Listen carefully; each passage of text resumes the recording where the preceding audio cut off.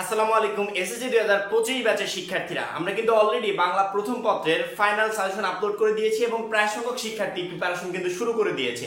এটা আমাদের সোহেল রানা অফিসিয়াল চ্যানেলে আপলোড হচ্ছে, কারণ কি আমাদের অলওয়েজ আপডেট চ্যানেলটা এসএসসি 24 নিয়ে ব্যস্ত আছে।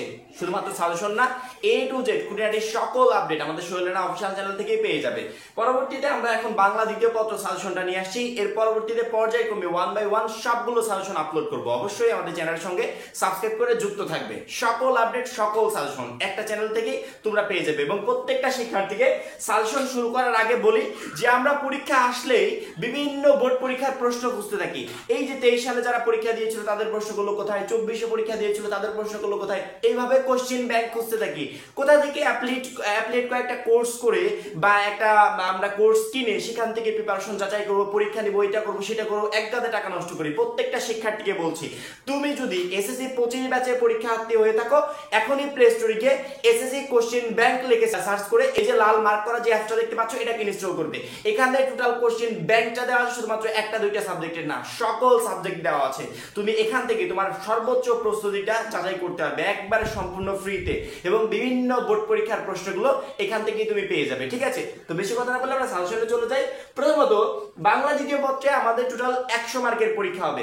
সিকিউ 70, এমসিকিউ হচ্ছে 30। সিকিউ 70 মানে এই সিকিউটা হচ্ছে নির্মিত অংশ, ঠিক আছে, এই সিকিউটা হচ্ছে নির্মিত অংশ, এবং 30 নাম্বার থাকবে হচ্ছে আমাদের এমসিকিউ। এই টোটাল হচ্ছে 100 মার্কের পরীক্ষা হবে। প্রথমত আমরা জেনে নিব আমাদের সিকিউতে কি কি প্রশ্ন থাকবে। সিকিউতে আমাদের 1 নম্বরের প্রশ্ন থাকবে হচ্ছে অনুচ্ছেদ, দ্বিতীয়তে প্রশ্ন থাকবে সারাংশ সারমর্ম, ঠিক আছে, 3 নম্বরে ভাব সম্প্রসারণ, 4 নম্বরে চিঠিপত্র, 5 নম্বরে প্রতিবেদন এবং লাস্ট প্রবন্ধ রচনা। এই টোটাল 6টা প্রশ্ন আমাদের সিকিউতে থাকবে, অর্থাৎ 6টা প্রশ্নের নাম্বার হবে 70। ঠিক আছে, পরবর্তীতে 30টা থাকবে এমসিকিউ। প্রথমত আমরা তোমাদের নির্মিত অংশের সাজেশনটা দিয়ে দিব। নির্মিত অংশের প্রথমে আছে অনুচ্ছেদ। অনুচ্ছেদ আমরা এখানে যে কয়েকটা দিয়েছি 2025 সালের জন্য সবথেকে গুরুত্বপূর্ণ, সবথেকে বেস্ট যে কয়টা, এখান থেকে ঘুরিয়ে পেঁচিয়ে প্রায় বছরই প্রশ্ন দিয়ে থাকে সেই কয়েকটা দিয়েছি। ইনশাআল্লাহ এখান থেকে 25 ব্যাচের শিক্ষার্থীরা একটা কমন পাবে।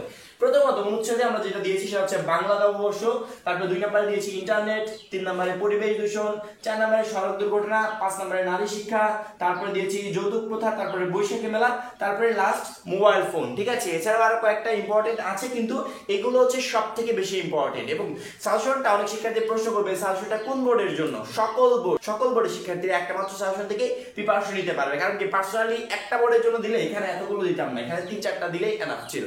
সকল বোর্ডের শিক্ষার্থীরা এই জন্যই এতগুলো দেওয়া হয়েছে। পরবর্তীতে আমাদের আছে হচ্ছে সারাংশ সারমর্ম, অর্থাৎ সারাংশ আমাদের পড়ে যেতে হবে, সারমর্ম পড়ে যেতে হবে। দুইটার ভিতরে যেটা কমন আসবে সেটা তুমি লিখবে। ঠিক আছে, আমি সারাংশ দিয়েছি, সারমর্মও দিয়েছি। সারাংশে আমরা এখানে বেশি কিছু দিইনি, অল্প কয়েকটা দিয়েছি। প্রথমত বিদ্যা মানুষের মূল্যবান সম্পদ, অর্থাৎ প্রথম লাইনটা দিয়ে ডট ডট দিয়েছি। তোমরা প্রথম লাইন থেকে বই থেকে হোক, গাইড থেকে হোক, টেস্ট পেপার থেকে হোক মিলিয়ে নিও এবং সেটা খুঁজে বের করে পড়ে নিও। ব্যাকরণ বইতে সবগুলো দেওয়া আছে। বিদ্যা মানুষের মূল্যবান সম্পদ।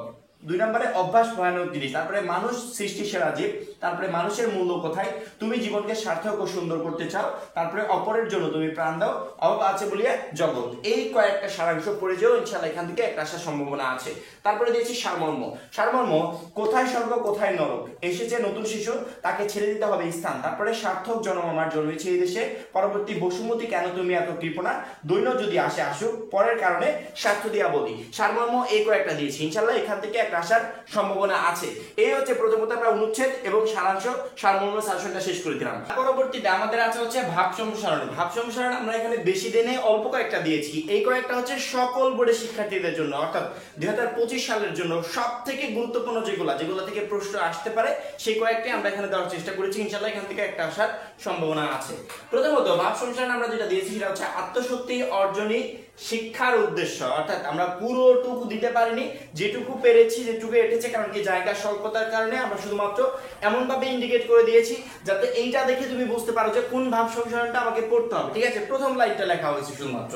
পরবর্তীতে কীর্তিমানের মৃত্যু নেই, পরিশ্রম সৌভাগ্যের প্রসূতি, দুর্জন বিধান হলো পরিত্যাজ্য, পরের অনিষ্ট চিন্তা করে যে জন, পরবর্তীতে খোদার রাজ্যে পৃথিবী গদ্যময়, অন্যায় যে করে অন্যায় যে সহে, বিশ্বে যা কিছু মহান। পরবর্তীটুকু তুমি মিলিয়ে নাও। ঠিক আছে, এইভাবে প্রত্যেকটা লাইন মিলিয়ে যেই ভাব ভাব সম্প্রসারণটা পাবে সেটা তুমি কমপ্লিট করবে।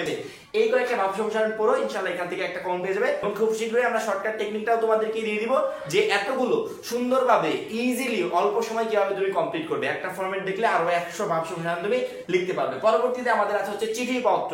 দেখো এখানে নামের ভিতর দিয়েছে কি চিঠিপত্র, তার মানে কি পার্সোনালি চিঠি না, পার্সোনালি পত্র না, সবকিছু মিলে ইনক্লুড করে এখানে দেওয়া হয়েছে যে চিঠিপত্র। চিঠি আছে, পত্র যে কয়েক প্রকারের হয় সেগুলো আছে, সবকিছু মিলে তোমাকে গুছিয়ে কয়েকটা পড়ে যেতে হবে। ঠিক আছে, আমরা সবকিছু মিলিয়ে দিয়েছি।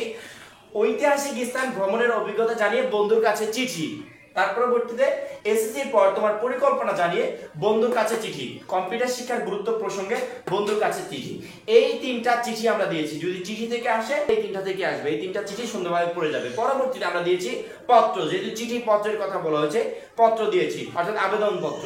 শিক্ষা সফরের অনুমতি চেয়ে আবেদনপত্র, প্রশংসাপত্র চেয়ে আবেদনপত্র, পাঠাগার স্থাপনের জন্য আবেদনপত্র। এই তিনটা দিয়েছি, চিঠি তিনটা দিয়েছি, পত্র তিনটা দিয়েছি। পত্রের আবার কয়েকটা টাইপ আছে, যেমন ধরো এখানে দিয়েছি বিদ্যুৎ বিভ্রাট, তারপরে সড়ক দুর্ঘটনা প্রতিকারের জন্য সংবাদপত্র। যদিও দুইটা একই না, তারপরে আমরা একসাথে লিখেছি জায়গা স্বল্পতার কারণে।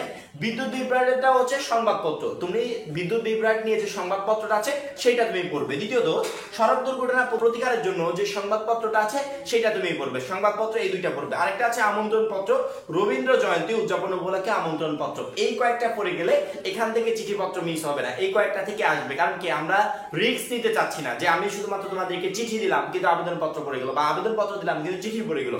প্রত্যেকটারই আমরা অল্প অল্প করে দিয়েছি যাতে মিস না হয়, যেখান থেকে আসুক তোমার যাতে কমন থাকে। এবার আমরা প্রতিবেদনের সাজেশনটা দিব, এবং প্রতিবেদন সাজেশন দেওয়ার আগে দুইটা কথা বলি। কথাগুলো হচ্ছে প্রতিবেদন তোমাকে এখানে একটাও পড়তে হবে না।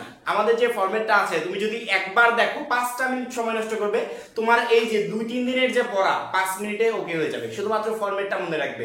তুমি আমার এই ভিডিওটা দেখার পর তুমি নিজেই বলবে যে ভাইয়া এই ফরম্যাটটা খুবই উপকারী ছিল। প্রত্যেকটা ব্যাচের জন্য আলাদাভাবে আমরা ওইগুলো নিয়ে ভিডিও তৈরি করি, প্রত্যেকটা ফরম্যাট নিয়ে আলাদা করে। 25 ব্যাচের জন্য সোহেল রানা অফিশিয়াল চ্যানেলে খুব শীঘ্রই ভিডিও আসতে চলেছে। ঠিক আছে, তোমাদের A to Z ভিডিও আমরা দিয়ে দিব।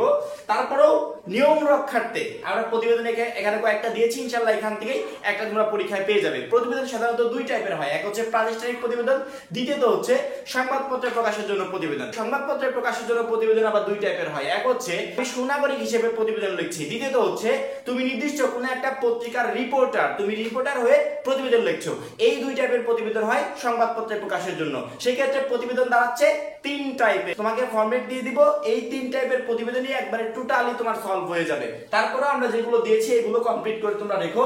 প্রথমত বিদ্যালয়ের সাংস্কৃতিক অনুষ্ঠানে বিবরণ দিয়ে প্রধান শিক্ষকের কাছে প্রতিবেদন, এটাকে বলা হয় হচ্ছে প্রাতিষ্ঠানিক প্রতিবেদন, কারণ এই প্রতিষ্ঠান বরাবর তুমি লিখছো। দ্বিতীয়ত মাতৃভাষা দিবস, স্বাধীনতা দিবসের বিবরণ দিয়ে প্রতিবেদন তৈরি করো, এটাকেও প্রাতিষ্ঠানিক প্রতিবেদন বলা হয়, কারণ কি তুমি প্রতিষ্ঠান বরাবর লিখছো। ঠিক আছে, পরবর্তীতে দ্রব্যমূল্যের ঊর্ধ্বগতি বিষয়ে সংবাদপত্রে প্রকাশের জন্য প্রতিবেদন, এটাকে সংবাদপত্রে প্রকাশের জন্য প্রতিবেদন বলা হয়। পরবর্তীতে খাদ্য ভেজাল ও প্রতিকার বিষয়ে সংবাদপত্রে প্রকাশের জন্য প্রতিবেদন, সড়ক দুর্ঘটনার বর্ণনা দিয়ে প্রতিবেদন তৈরি করো, মাদকদ্রব্য বিষয়ে সংবাদপত্রে প্রকাশের জন্য প্রতিবেদন, এগুলো হচ্ছে সংবাদপত্রে প্রকাশের জন্য প্রতিবেদন। এই কয়েকটা প্রতিবেদন পড়লে ইনশাআল্লাহ এখান থেকে পরীক্ষার হলে একটা পেয়ে যাবে। এবং সর্বশেষ আমাদের প্রবন্ধ রচনা। প্রবন্ধ রচনা আমাদের কয়টা কমন দরকার? একটা কমন দরকার, কিন্তু এখানে যে কয়েকটা দিয়েছি এইটা পড়লে তুমি একটা না কয়েকটা কমন পাবে, এবং ওর ভিতর থেকে পরীক্ষার হলে বেছে বুঝে যেইটা সবচেয়ে সহজ বা ভালো লাগে ওইটা তুমি লিখতে পারবে। তবে তোমার কাছে রিকোয়েস্ট এখান থেকে মিনিমাম 4 থেকে 5টা তুমি কমপ্লিট করে যেও। তারপর আমরা যে কেউ যদি 6টাই কমপ্লিট করতে পারে তাকে অসংখ্য ধন্যবাদ, কারণ কি 6টা কমপ্লিট করলে তোমার অনেকগুলো রচনা পরীক্ষার হলে কমন থাকবে। প্রথমত স্বদেশ প্রেমটা পড়বে, কৃষিকাজে বিজ্ঞান খুবই গুরুত্বপূর্ণ, মাদকাসক্তি হত্যার প্রতিকার, এখানে যে কয়েকটা দেওয়া হয়েছে প্রত্যেকটাই গুরুত্বপূর্ণ। পরবর্তীতে 21শে ফেব্রুয়ারি, কারণ কি আমাদের পরীক্ষাটা ওই 21শে ফেব্রুয়ারির আশেপাশে হওয়ার কথা আছে, সেক্ষেত্রে এটা অবশ্যই গুরুত্বপূর্ণ। অধ্যবসায় গুরুত্বপূর্ণ, মানব কল্যাণী বিজ্ঞান এটাও গুরুত্বপূর্ণ। এই 6টাই খুবই গুরুত্বপূর্ণ, এখান থেকে তোমরা রচনা কয়েকটা কমন পেয়ে যাবে। এই হচ্ছে আমাদের টোটাল নির্মিত অংশ, অর্থাৎ 70 মার্কের সাজেশন। এবার আমরা কথা বলবো এমসিকিউ নিয়ে। এমসিকিউর জন্য একটা কথা বলে রাখি, শুধুমাত্র বাংলা দ্বিতীয় বা বাংলা প্রথম বা অন্যান্য সাবজেক্ট না, তোমাদের A to Z যতগুলো সাবজেক্ট আছে প্রত্যেকটা সাবজেক্টের জন্য এমসিকিউ একটাই সাজেশন, মূল বইটা যে যত কমপ্লিট করতে পারবে তার পরীক্ষায় প্রশ্ন তত কমন থাকবে। এমসিকিউর জন্য তুমি প্রথমত তোমাদের যে কয়েকটা পরিচ্ছেদ আছে সেই কয়েকটা পরিচ্ছেদকে তুমি প্রথমত সামনে নিবে, নেয়ার পরবর্তীতে 1 by 1 একটার পরে একটা শুধুমাত্র রিডিং পড়বে। প্রথম কাজ হবে রিডিং পড়বে, আর ইম্পর্টেন্ট লাইনগুলো জাস্ট আন্ডারলাইন করতে থাকবে। আন্ডারলাইন করবে। প্রথমবার একটু সময় লাগবে, এই কাজটা এখনই করে রাখবে, ঠিক আছে? পরীক্ষার আগ মুহূর্তে বা পরীক্ষার দিন সকালবেলাও তুমি এই ইম্পর্টেন্ট লাইনগুলো জাস্ট রিভাইজ দিতে থাকবে। যে যত বেশি রিভাইজ দিতে থাকবে তার তত পরিমাণ কমপ্লিট হবে। মূল বইয়ের বাইরে থেকে এমসিকিউ তেমন একটা আসে না, মূল বইয়ের ভিতর থেকে যেহেতু আসে, সেক্ষেত্রে মূল বইটা অবশ্যই আমাদেরকে খুবই মনোযোগ সহকারে পড়তে হবে। প্রথমত ইম্পর্টেন্ট লাইনগুলো আন্ডারলাইন করবে, পরবর্তীতে ওইগুলাই 5 বার 10 বার 15 বার 20 বার করে রিভাইজ দিয়ে পরবর্তীতে তোমার গাইড, বিগত কয়েকটা বছরের এমসিকিউ বা সিকিউ, বিগত কয়েকটা বছরের এমসিকিউ গুলো তুমি সলভ করলে, বা আমি যে কোশ্চেন ব্যাংকের কথা বলেছি ওইখানে গিয়ে যদি তুমি 1 ঘন্টা 2 ঘন্টা পর যদি 1-2টা করে পরীক্ষা দিয়ে আসো, তোমার কি খুব ক্ষতি হবে? একদম না। অথচ ওই অ্যাপসটাই তোমাকে এ প্লাস পেতে সাহায্য করবে, সেক্ষেত্রে ওইটার হেল্প তুমি নিতে পারো। ওইখানে কোশ্চেন ব্যাংক দেওয়া আছে, তারপরে বিগত কয়েকটা বছরের কোশ্চেন গুলো দেওয়া আছে, বোর্ড কোশ্চেন গুলো দেওয়া আছে, সেই সাথে বিভিন্ন স্কুলের টপ 10 যে স্কুলের সেগুলোর মডেল টেস্টের কোশ্চেন দেওয়া আছে, অনেক কিছু দেওয়া আছে। ওইখান থেকে তুমি তোমার বেস্ট প্রিপারেশনটা নিতে পারবে। সেক্ষেত্রে এমসিকিউ যদি কেউ এইভাবে প্র্যাকটিস করতে পারে, তার 100% এমসিকিউ কমন থাকবে। এর বাইরে অতিরিক্ত কেউ যদি মাতবাড়ি করতে যায়, সেক্ষেত্রে আমি বলবো যে একটা এমসিকিউ কমন পাবে না। অনেকে 500-1000 এমসিকিউ দিয়ে বলে যে এখান থেকে চলে আসবে 20টা 30টা, না, একদম না, এগুলো সম্পূর্ণ ভুল তথ্য। ওই সময়টা তুমি বইতে ওয়েস্ট করো, তোমার বইতে A to Z কমন থাকবে, ঠিক আছে? এই হচ্ছে আমাদের বাংলা দ্বিতীয় পত্রের সাজেশন। এর পরবর্তীতে সকল সাজেশন এবং সকল আপডেট আমরা 1 by 1 আপলোড করতে থাকবো। এসএসসি 25 নিয়ে খুঁটিনাটি কোনো কিছুর জন্য তোমাকে কোথাও যেতে হবে না, আমাদের চ্যানেলটাকে সাবস্ক্রাইব করে আমাদের সঙ্গে থেকো। এখন এই পর্যন্তই, পরবর্তী ভিডিওর জন্য অপেক্ষা করবে। সবাই ভালো থাকবে, সুস্থ থাকবে, খোদা হাফেজ।